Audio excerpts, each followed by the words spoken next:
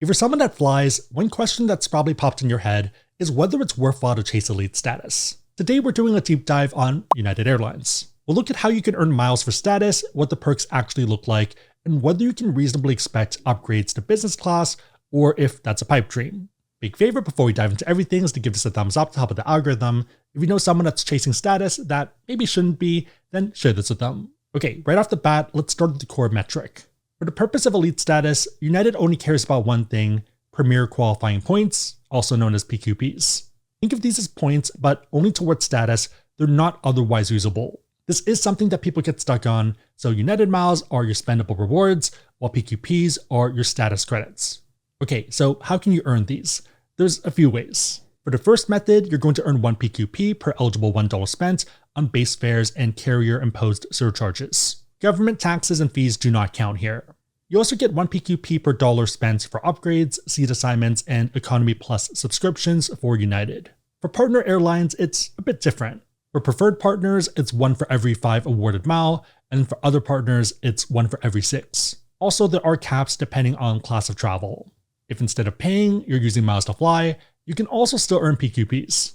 You get 1 PQP for every 100 miles redeemed for United and United Express flights. For example, if I'm spending 85,000 miles to fly from SFO to Singapore in United Business, 85,000 divided by 100 is 850 PQPs. Note that non-United operated flights will not earn PQPs. Okay, so those are the main ones that are flying related. If you've earned status in the prior year, sometimes they will also give you a little boost. You can also buy PQPs as part of your ticket, but I've never really seen these remotely worthwhile. The other major way is credit cards, and there's 3 levels. The first option is intro bonuses. So for example, the United Quest card is currently offering 3,000 PQPs as something you can earn as part of the 4,000 spent on purchases within the first 3 months from account opening. Number 2 is by holding on to certain cards. So for example, if the United Quest card, you can get 1,000 card bonus PQPs 6 to 8 weeks after February 1st each year, as long as you have had the account open December 31st of the prior year, and it's not in default. The only other card that offers this is the United Club card, and here it's going to be 1,500 PQPs with the same terms. The business variation, so the United Club business card, does not offer this. You get 1,000 and 1,500 if you have both of these cards. Also note that the card bonus PQPs do not count towards the calendar year maximum PQPs that you can earn from your purchases. Speaking of which, you can earn PQPs with your card spend. You earn 1 PQP per $15 spent on the United Club card and United Club Business card. You earn 1 PQP per $20 spent on all other PQP eligible cards. Beyond that, each card does have a maximum. There technically are some legacy cards that work for this, but for our purpose, there's 5. If you're planning to rely on the spend element in any capacity, given the max PQPs, your best bets are the United Quest card at 18,000 or the United Club card and United Club Business card at 28,000. On a side note, if you are someone that wants to learn about cards, whether these ones or pretty much any other cards out there, and you want to support the channel, we have links on the website, AskSebby.com, and also down below in the description box. Make sure the links are competitive, that they make sense for you, but otherwise it's a huge way to support the channel, so thank you in advance. Okay, so we talked a lot about PQPs. What are the actual levels? United has 4 of these, and the bottom one is Premier Silver, which is 15 PQFs and 5,000 PQPs, or 6,000 PQPs. PQFs are Premier Qualifying Flights, so these are United operated ones, and think of it as a takeoff and a landing. If my flight is SFO to Miami, but it's being routed through New York, then that would count as 2 PQFs. Unless you're a consultant that flies very often, you're probably looking at the second number. For example, for Premier Gold, the 12,000 PQP number is probably the target. Premier Platinum is 18K and Premier 1K is 28K. Funny enough, the 18K and the 28K targets line up pretty well with the 3 spend-based cards. You technically can just spend your way to status, but I treat these as, well, I'm close to the next level, but a little bit short, and I don't have any more flights coming up. Ideally, use the cards for the elevated categories, but otherwise look into estimated tax payments or business spend. Okay, back to United. What do we actually get for these statuses? Let's start off Premier Silver and then work our way up. First off, you're going to get more miles back per dollar spent on your flights. One that sounds simple but is a superpower is free confirmed flight changes within 24 hours of departure as long as it's the same fare class. If you don't have elite status, then you have to pay the fare difference. Depending on how you travel, this can be pretty powerful. If you do a lot of weekend trips, let's say SFO to Vegas, One thing you'll notice is that the flights back in the morning, so Sunday morning, are going to be a lot cheaper. With the status, you can book the 6 a.m. flight and then day of, you can do a same day change confirmed to the 5 p.m., 6 p.m., or 9 p.m. flight. I had a coworker in the past who went to Vegas twice a month, and that was their strategy. In their case, $100 times 26 weekends would be $2,600 in value. You'll also see this with a lot of other weekend trips like LAX, but less extreme on that end. This could be valuable if you're doing long distance, or if you have relatives that are getting older. If you like picking seats, then preferred seats at booking is a nice feature, and if you are taller or prefer more legroom, then Economy Plus at check-in is amazing. This benefit also expands to 1 companion for Economy Plus, and then 8 for preferred seating. You are pretty far down on the list, but at least you're on it, and it would clear day of departure. We'll talk more about this later on, but it does depend on your home airport and the market share. If you're into award travel, then having status can help with saver availability. In today's world, you either need to have status or you want one of their cards with access. For example, for SFO to Singapore, standard rate might be $250K, card member rate might be $212K, and then card member with saver rate is $85K. That's a $165K difference, so a third of the price, and this is for United Polaris' new product. If you check bags, then you get 1 checked bag for free, up to 70 pounds. You also do get a first checked bag for a lot of cards, but that's limited to 50 pounds, while here it's 70. It depends on why you're traveling, but for golf or skiing, you could easily push to 65 or 70. On top of this, you have priority check-in, priority security screening when offered, and also boarding group 2. If you're on team carry-on and you don't want to risk gate checking your bag, then this is nice. Also good if you are a window person, since you can board, put on headphones, and start taking your nap. If you rent cars, you get Avis Preferred Plus status and also bonus miles per rental. Preferred Plus is their mid-level status, and the main draw is a free 1-car class upgrade when reserving a midsize or above. Also extra benefits for United Hotels and United Cruises. I'm not sure how tangible those are, but they're there. Depending on the other airlines you fly, you also get partner benefits. These are mostly of Air Canada as well as Lufthansa Group, so for example, Lufthansa, Swiss, and Austrian. This could be pretty useful if you are checking bags for Air Canada. You also do get Star Alliance Silver status. The perks here are minimal to me, but still something. Also bonus miles when you are flying partner airlines. Overall, the status is great for same-day changes, Economy Plus seats, and up to 70-pound bag. Moving up a level, we have Premier Gold, which is 12,000 PQPs. For a lot of people, this is the sweet spot. You get more miles back, but not the biggest deal there.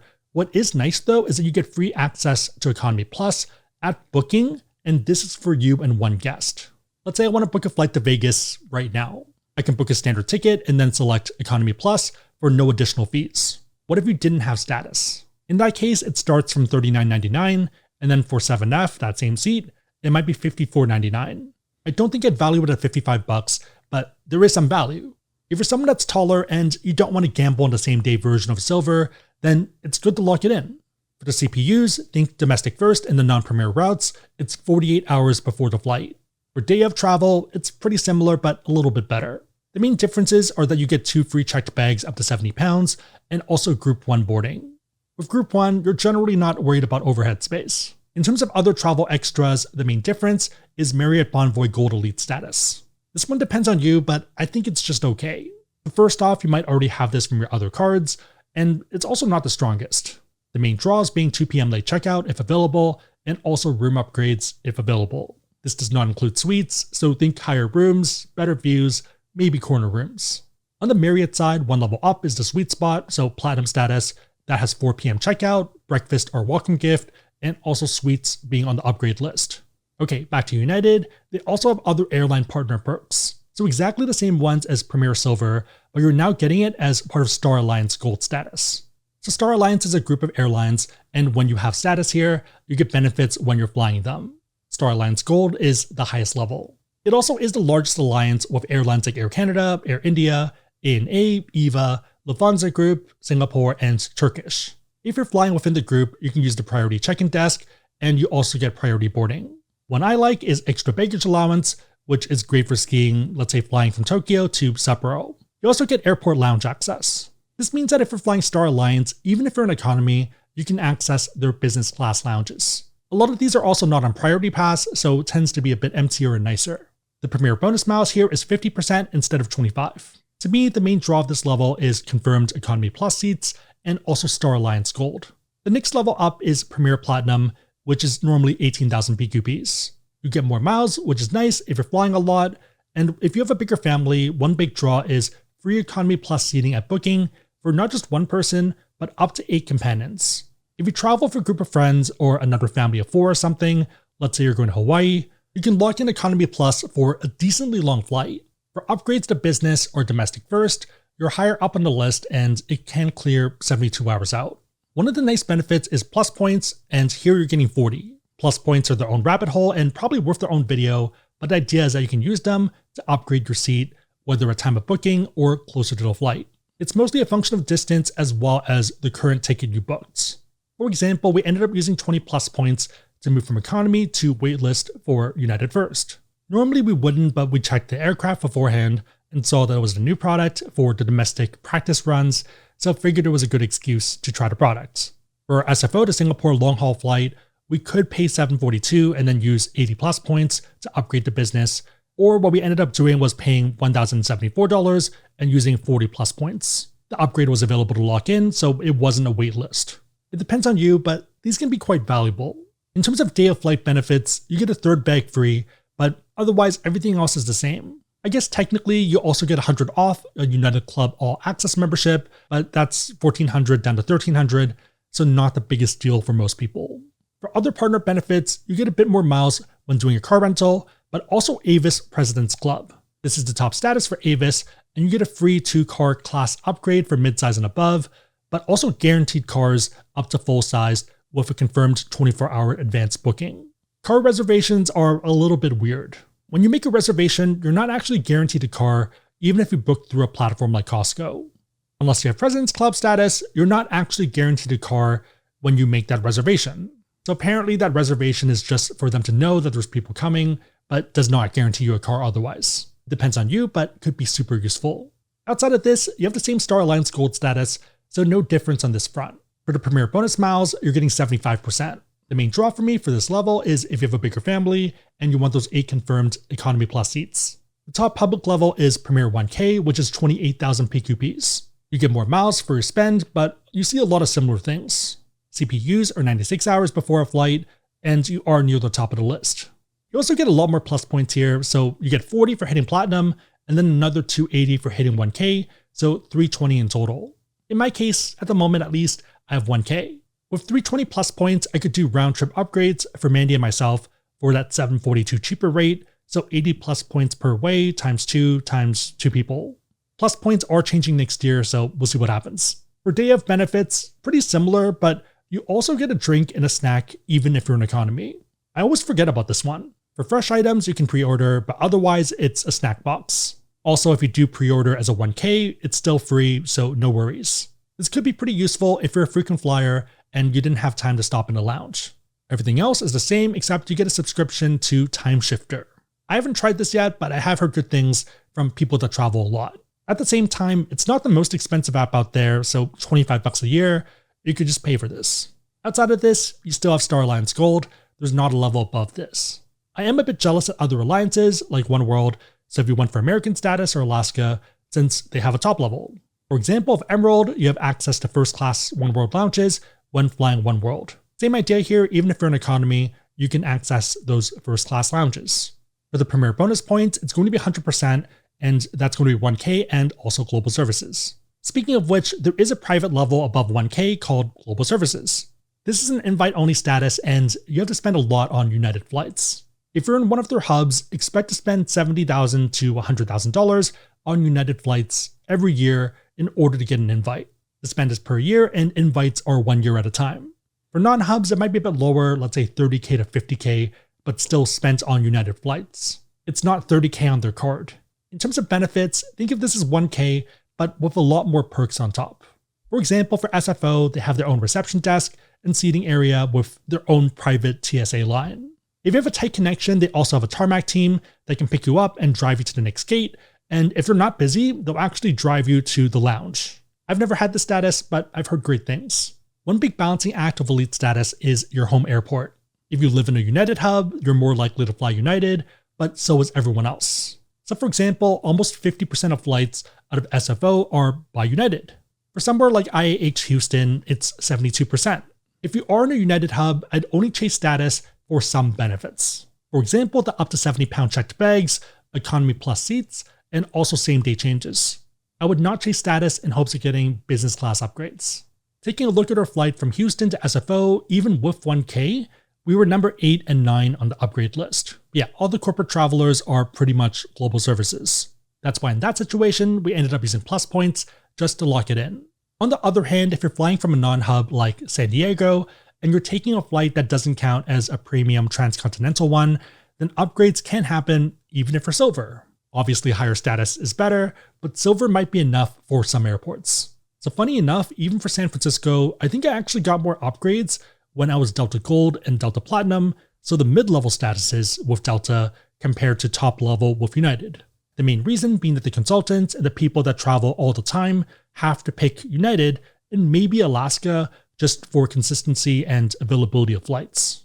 Having some status puts you on the list, and if it's a bigger plane, then you have better upgrade odds. Main idea being that if business class upgrades are your main focus, then I'd pick the second or maybe third most popular airline. There are some cases where it's not reasonable, for example Guam, which is 99% United, so you don't have a choice there.